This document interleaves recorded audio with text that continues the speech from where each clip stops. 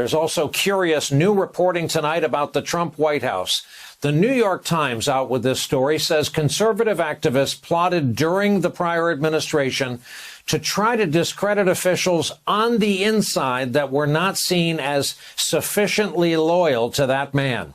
The efforts are said to have involved a sting operation targeting former Trump National Security Advisor and Army General H.R. McMaster, also focused on FBI personnel, who you recall Trump often referred to as members of the deep state and scum. Katie Benner, it now falls on you to explain, walk us through this reporting by your colleagues of this kind of internal loyalty test. Forces loyal to Trump, though attached to some in the Trump White House, if not Trump himself, going after people suspected of being disloyal?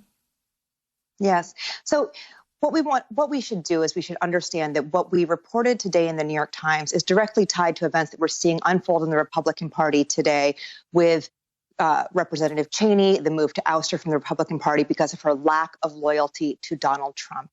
And it stems from the fact that during his presidency, Donald Trump's obsession with loyalty and obsession with fealty ran through his administration. And what we saw was Project Veritas, a conservative group best known for gotcha videos in which it tries to expose some sort of wrongdoing amongst progressive groups and amongst the media, was working closely with a former British spy in order to entrap people within the Trump administration suspected of not being loyal enough, to try to capture them on tape saying things that could be misconstrued or saying things that would be, quote unquote, disloyal to the former president that could be used to get them fired. So it was H.R. McMaster, the National Security Advisor. He was one target.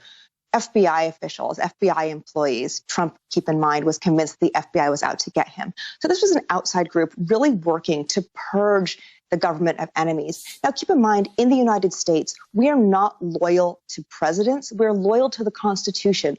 Presidents, they represent a party. They represent a set of policies. They represent a set of ideals and interpretations of the Constitution, and a set of policies that we think could or could not be best for the American people. But at the end of the day, government servants are supposed to be loyal to the Constitution. Trump upended that during his presidency. He encouraged fealty to Trump and Trump alone. And that is what the Republican Party continues to grapple with today, as we see things like Liz Cheney being ousted from her position of power.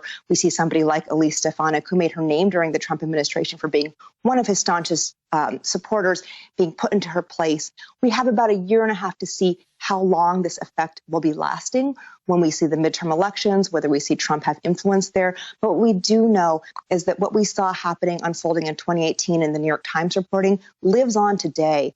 This real decision that Republicans need to make: can they be a party without Donald Trump? And if they're a party with Donald Trump, does that mean serving Donald Trump, or does that mean serving the Constitution?